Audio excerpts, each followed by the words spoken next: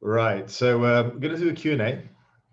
I've had some questions building up off Instagram for a while, so I'm going to try and knock these out now. Firstly, you probably noticed I've got a bit of a strange background here, so I'm trying something out here with this. I'm not sure I'm going to stick with it or not. If you guys are listening on the podcast rather than on YouTube, you'll notice you won't see this, but I've put my logo as a background, a sort of a virtual background. So we'll see how it goes. I think it's okay. Let me know if you're on YouTube. Let me know what you think of it.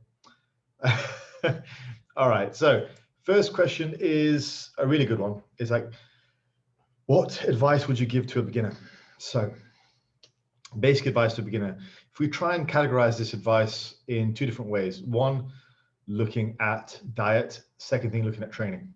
So firstly, with regards to diet, is get comfortable in the kitchen. That's probably the best way I can word that. So I don't think you should be you don't have to be, a Gordon Ramsay-esque chef, but you should be comfortable in the kitchen. So you should be able to follow some recipes, should be able to be comfortable in experimenting a little bit. So like a small macro change, like lower the amount of rice you have in your dish or increase the amount of vegetables, shouldn't just throw you off into a panic, right? So you should be relatively comfortable in the gym, in the kitchen, and have an ability to just work on the fly and just change things around. Basically, follow a recipe for one, and secondly, deviate from recipe if you need to. So get to the point where you're comfortable in the kitchen. I think that's primary goal number one. That should be very, very helpful. And it's very overlooked as well, because you're going to have to eat this food for a while. And bodybuilders tend to eat a lot of food. Food's a major focus of getting the body that you want. So yeah, ensure you're a half decent cook. So that's the first thing with regards to diet. So that would be my advice to a beginner with regards to diet. I suppose if I was to add something else on top of that, would be to get lean. I'm just thinking back to advice I would give myself. Like when I first started training, one of the first things I did learn how to do was to learn to cook. Second thing I wish I'd done much, much early on would be to get lean. So rather than leave that till later, get lean. I did that relatively well, actually. Before I really started to lift heavy, I spent about 3 months just dropping a lot of fat. I think I dropped, well, not 3 months, longer than that, about a year dropping fat. I think I dropped about 3 stone that first year. And I was doing some lifting, but it wasn't really heavy barbell lifting. I was in a local community center just with some machines and mostly just jogging. Yes, I used to jog a lot at 17. It's funny what you can do when you're young. But anyway, lost about 3 stone, and then I gained a hell of a lot of muscle after that in kind of a rebound. So that's good advice. Get lean. Give yourself some room to grow. If you're super lean, great. You're one step ahead of everyone else. So you could just get to growing. If you're super lean, again, just focus on being decent in the kitchen. If you're fat, lose some fat first and then go from there. All right. Next, if we look at training. So a couple of things with training. Firstly, learn decent form in the big basic exercises. So I categorize the big basics as the big 5. Okay. So some kind of squat or squatting movement. So it doesn't have to be a squat. If you're not suited to a squat, then maybe something like a leg press, maybe something like a hack squat, maybe some sort of squat machine, which you can sit into, you can lock yourself in and you can really push yourself hard. And it doesn't have to be, the squat. It can be something which you can load heavily and your quads are going to give out first. That's what you're looking for. It's a definition of a good exercise. It tires out the target muscle first. Okay. So like just on a side note, squats on a Bosu ball are absolutely moronic, because what's going to give out first is your stability. That's the limiting factor. It's not your quads. So anyway, squatting or an equivalent movement would be the first thing I would learn. Second thing would be a deadlift or equivalent movement. So any different type of deadlift. It could be a regular deadlift from the floor, could be a rack deadlift from below the knees, it could be a stiff leg deadlift, could be a sumo deadlift. If we move away from deadlifts, it could be something like a good morning, a back extension with weight, sort of weighted hyperextension. What else we got? Those are the main ones, really. Some kind of deadlift or a good morning or hyperextension are really the main hip hinges. So learn how to do one of them, or at least one of them, really, really well. I would recommend a deadlift, assuming you're healthy. But again, whatever you can do safely and load safely. And again, you've got to be able to load it. So there's no point, I can do this light. So there's no point saying, well, I can do lots of hyperextensions. Like, yeah, but can you actually load it properly? Not really. So it's got to be something where you can load properly. So that's the second category. So first category is squatting movements. Second category is deadlifting movements. Third category would be some sort of bench pressing type movement that you can do safely. So again, it doesn't have to be a regular bench. It could be a bench, could be an incline, it could be dumbbell bench, could be dumbbell incline, could even be a weighted dip. That was my movement that I really pushed when I was in my first year of really gaining. And I got that up to like 2 plates aside, 2 plates around my waist, 40 kilos for dips, and my chest grew. And I wasn't a very good bencher when I first started. So something like that works very, very well, but just some sort of heavy chest pressing movement is what you need. The next category would be some kind of upper body pulling movement. So either chins, pull downs, or some kind of row. That could be a barbell row, could be a dumbbell row, could be a machine row even. Some kind of heavy pulling movement for the upper body. And finally, we've got overhead pressing. So some sort of overhead press, again, could be barbells, dumbbells, machine, something consistently that you could do and load safely. So we've got 5 categories there: squatting movements, deadlifting movements, chest pressing movements, upper body pulling movements, and overhead movements. So I would say ensure you can do at least one of those from every category. You can do it safely. You can load it up with weight. You can do it with a decent range of motion. And then the goal will be for the first 2 to 3 years to get ridiculously strong in all 5 of those movement patterns.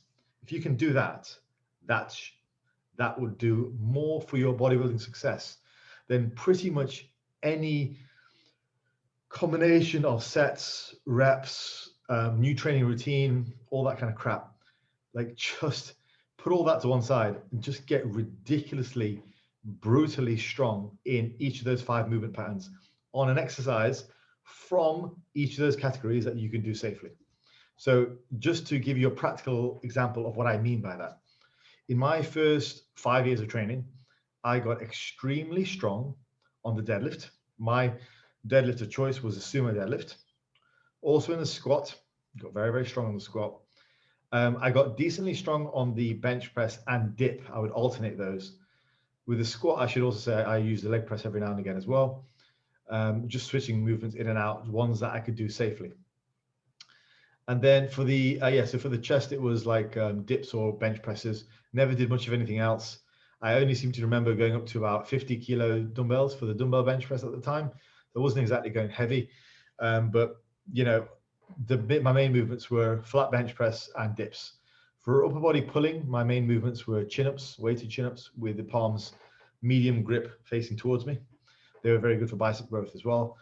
And overhead pressing movements was just a seated high incline press. So those are my big movements, and that's the ones I got. I built most of my muscle on in the first 5 years, just getting really strong on those. Now for you, your 5 might be different. But my point is, and I hope you guys understand this, it's not the specific exercise that is it doesn't make a difference.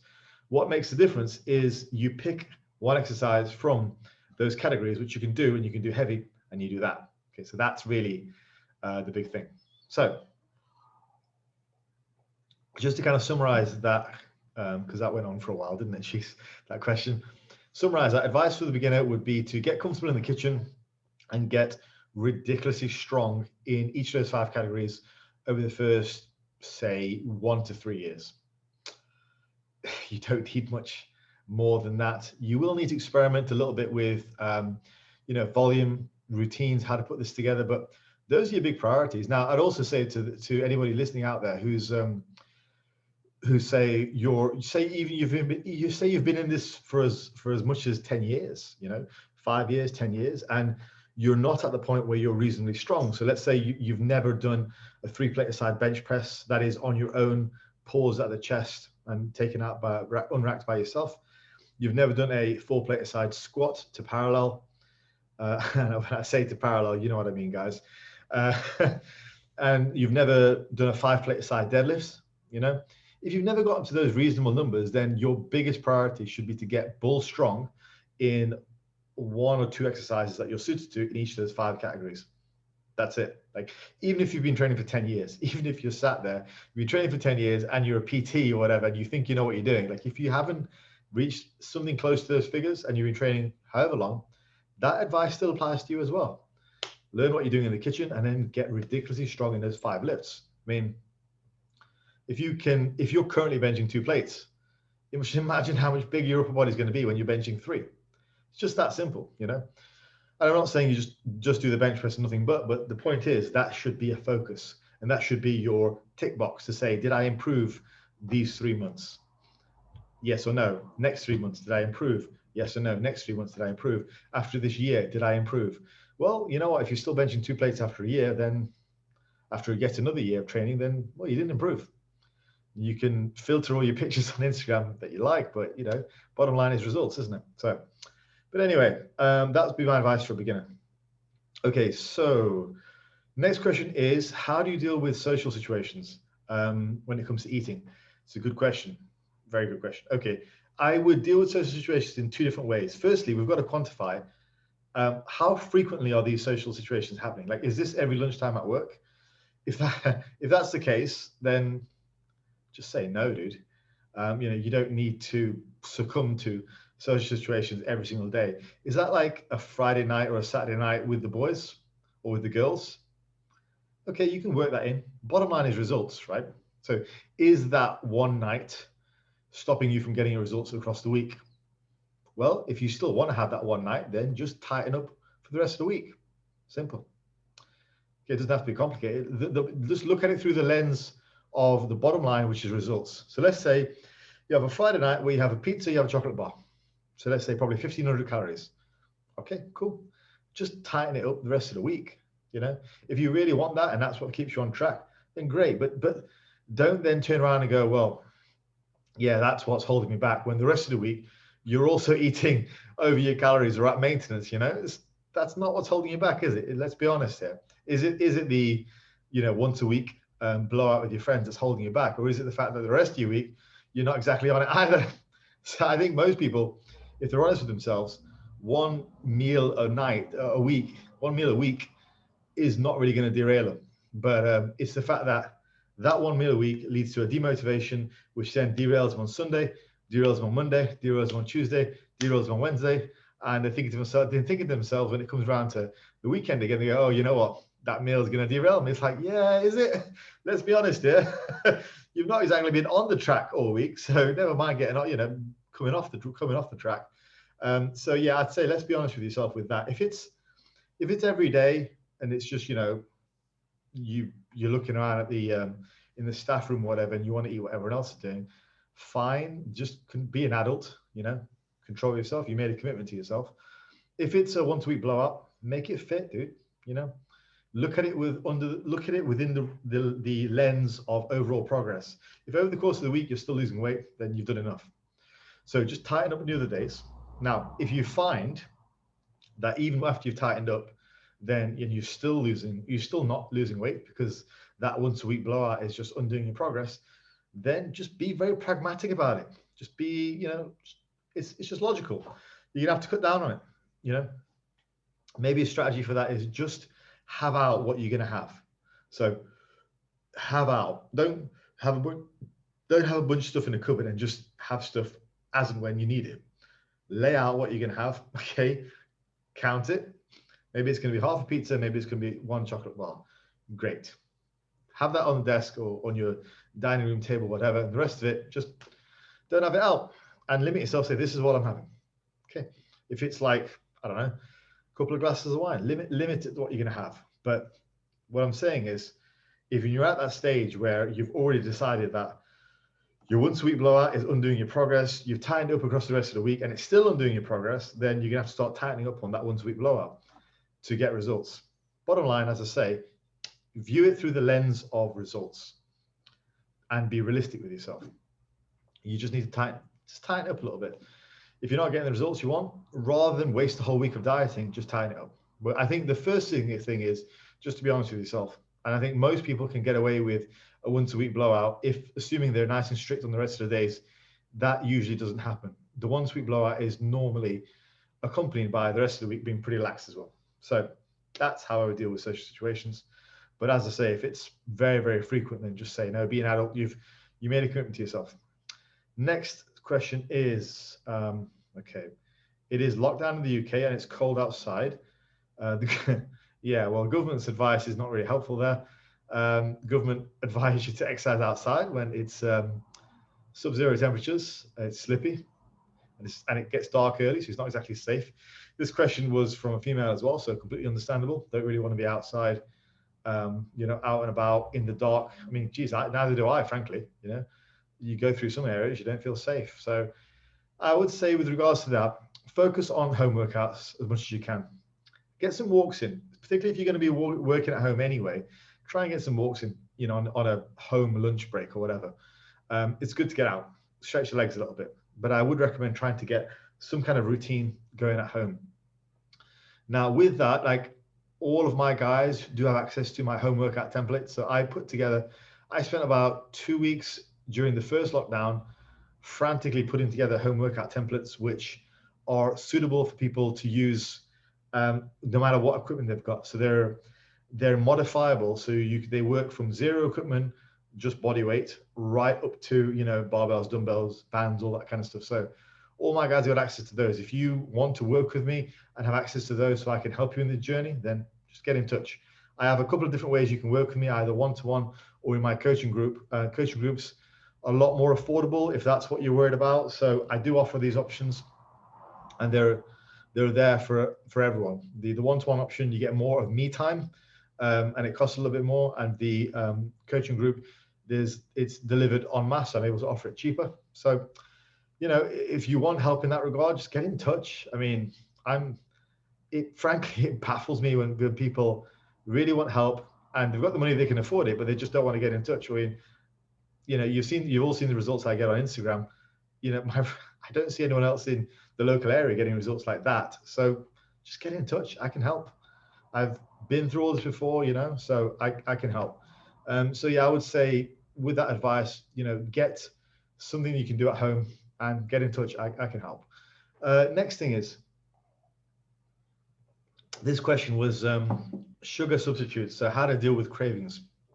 This is a really interesting question because this comes down to psychology and physiology of fat loss. And this is where I really specialize and why I've had so much success with my methods.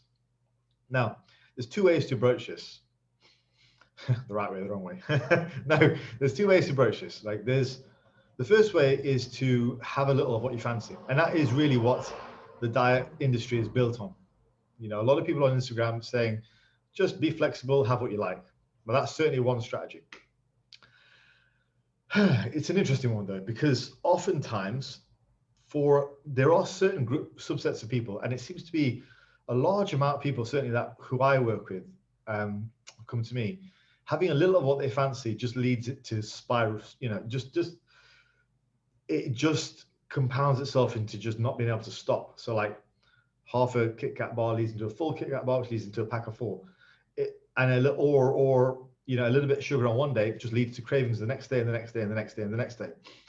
If we want to get really into this, I can talk to you about the food palatability hypothesis, this idea that the combination of sugar and fatty foods, and the more and more of them you have, the more and more of them you want. And it's a whole big sort of evolutionary thing, which I can't really go into right now because it's quite detailed. But if you guys want me to talk about it, I'll talk about it in another podcast. Perhaps I'll do a full podcast on that. But essentially, the theory goes like this. Like if we come across a source of food which is very high in sugar and high in fat, ergo high in energy, it seems to be a source of food which the body is drawn to and it wants more and more of it. It's very easy to overeat that for some people. May well be because, the body thinks, oh, I finally found a really, really good condensed source of energy. Maybe I should eat lots of this just in case there's going to be a famine or whatever. But either way, there's that. And there are other things like the protein leverage theory, which look at appetite as well. But basically, my point is this. There are some schools of thought which say if you have a craving, you should feed that craving, and these are usually nutritional, like bodybuilding circles, which say have a craving, fulfill that craving, be kind to yourself, be nice to yourself. Now, I actually don't take that tactic at all. My tactics, my sort of approach is really entrenched in actual human psychology, not nutrition. Nutrition is a very sketchy area. Let's just frankly say it's very, very much entrenched in superstition and tradition. The actual field of psychology is massive, and it's far larger than nutrition. And I was talking to Menno Henselmans about this, and he echoes the same thing as my approach as well. His idea is basically, if you have a craving, starve the craving. That's the quickest way to get rid of it. Starve it. With particularly with like sugar and fat, there are biological mechanisms in the body which make some people just want more of that food. Like I explained, this is the food palatability hypothesis for some people, and it seems to be so. A lot of people that I work with, the more they have of a particular food, and if it's sugary and fatty, that dangerous combination of sugar and fat together, they just seem to want more of it. They can't switch it off. And that might not be as dramatic as a ravenous, I gotta eat all this all the time, but it may just be like across the course of the week, they just want some sort of sugar and fatty foods every single day. Like I've spoken to people who literally are shocked when you even suggest them not having like a treat every day, literally. And that might not seem particularly crazy to some of you out there, but then that progresses on to people who must have those multiple times per day. And after a while, you have to question, are you really on a diet at this stage, And also you've got to question the person's willingness to actually engage in a diet at that point. So, and if they're telling you on the one hand, look, they really want to diet, they really want to lose weight. On the other hand, they're telling you, well, I must have chocolate every night. You've got to then ask them, well, this is starting to really look like addiction. This is starting to look like quite addictive behavior. Like, it's not really that funny. People laugh and joke about it, but is it really funny? If you can't live one day without a piece of chocolate, I'd be worried if that was me. I mean, I personally wouldn't want to be that weak, but maybe that's a little bit controversial to say. But in any case, I'd say my way of dealing with sugar cravings is just not to give into them. And you'd be surprised at how quickly you can wean yourself off things by starve a craving, starve a craving. Don't just give into it. The example that Menno gave which on the podcast, which I really liked, was if somebody's alcoholic, you don't just say to them here, have a little bit of alcohol on Saturday night, that'll keep you going. You just don't have any alcohol. And to give an even more dramatic example, if somebody is addicted to opiates or whatever, right? You don't say to them, here you go, have some heroin on a Saturday night just to tide you over. Like, no, there's no more heroin, dude. You don't have it anymore. That's it. You're done. No more heroin. So you don't just say to them, here, have a little bit of heroin just to tide you over. Be nice about it. Be nice to yourself. Like, no, just don't. Put the fucking heroin away, dude.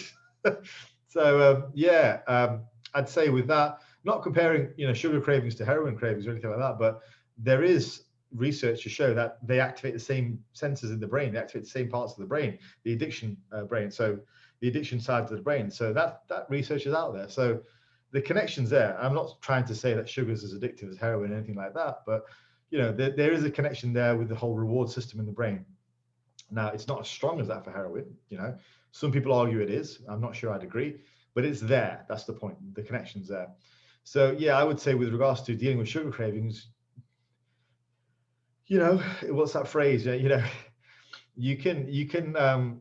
I would say I'm playing chess, not checkers on that one. I wouldn't give into. I wouldn't play the game.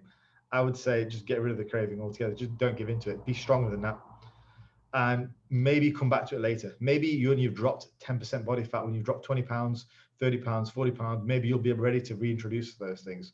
But for now, I'd say if you're struggling with sugar craving, you're not there yet. You need to wean yourself off. You need to be stronger than that, frankly. And there's no need to consistently fight against your demons by having those things every day or every Saturday night. Just get rid of them for now. It's 6 months of your life. Get rid of them. Come back to it later. When you've dropped 30, 40 pounds, come back to it then. See how you feel about chocolate then. You might feel much more like take it or leave it about it then.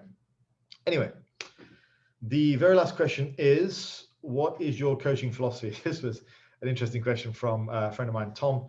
I've come to realize over the years, probably related to my background as a school teacher, my coaching philosophy is that of education. I'm an educator. I'm not a sort of woo-woo, shout in your ear, motivational hashtag, got to do what it takes, bro. coach. I'm not that. I don't want to be that. Frankly, I find motivation to be the lowest form of coaching. Motivational coaches to be a dime a dozen.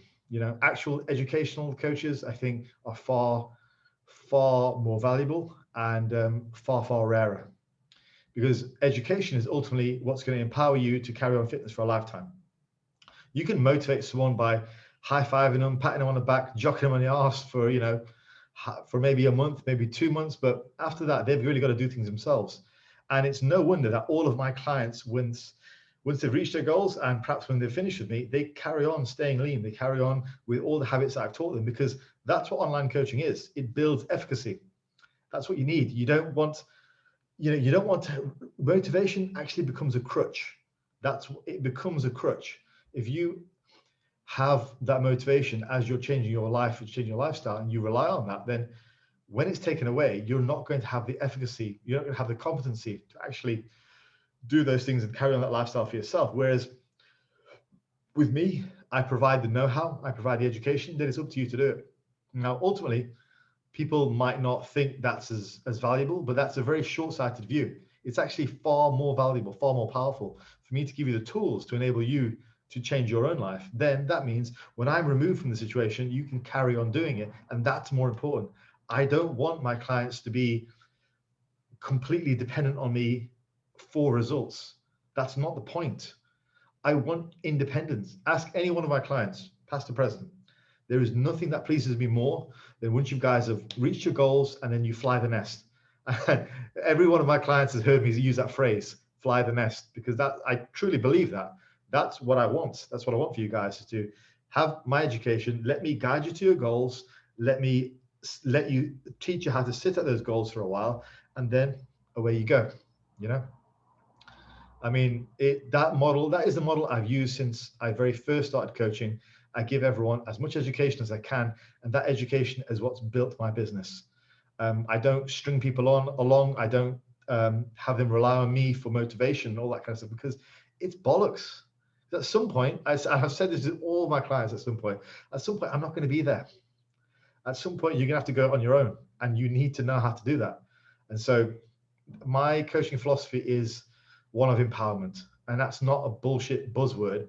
That's true. That's how I do it. I empower people by providing them with education, the know-how, how to do things themselves. That is my coaching philosophy. Right, folks, I am going to start to wrap this up. So I guess it's a nice segue into the last sort of wrap up that I want to do, which is, one, if you do want to work with me, go to my website, fazlifts.co.uk. All my social media will be listed alongside this podcast, wherever you're listening to as well. Just contact me on social media. I handle all my social. So whether that's Instagram, Facebook, whatever messages you want to send my way. If you go to my website, there's a sign-up form there, coaching form. Just fill that in. I'll get in touch with you, either email or call. I offer everybody a free phone consultation or Zoom, Skype conversation, whatever that they want, for about sort of half an hour, just to kind of discuss working with me, all on a free, no obligation basis. So yeah. And, for most of you, if you've not seen my body of work on Instagram, it's all there. Please do have a look. I've had some ridiculously good results over the last year. I'm really following my instinct on training and just breaking a lot of rules when it comes to what people, quote unquote, should do for diet. So yeah, please do. Not trying to sound, purposely controversial there, but I think, well, I have my views on the diet industry as it is. I think there's a lot of people out there who just don't know what they're doing, frankly, and who just kind of go along with the sea of endless, if it fits your macros, flexible, 500 calorie deficit, 8,000 or 10,000 steps coaches, which all sounds like very safe and fine, recommendations, until you realize that, well, 2/3 of the people in the country are overweight, and a lot of that advice has failed them. Then you get someone like me who's consistently stripping off 60 to 70 pounds from guys over the last year and doing things very differently. And then you've got to start to question the fact that, well, I must be onto something, and I believe I am. So yeah, if you want to, lose fat, gain some muscle, or just curious about working with me, then yeah, give me a shout, hit me up on social. Happy to have a chat with you, and we will take it from there. All right, cool. Thanks for listening, guys. Speak to you next time.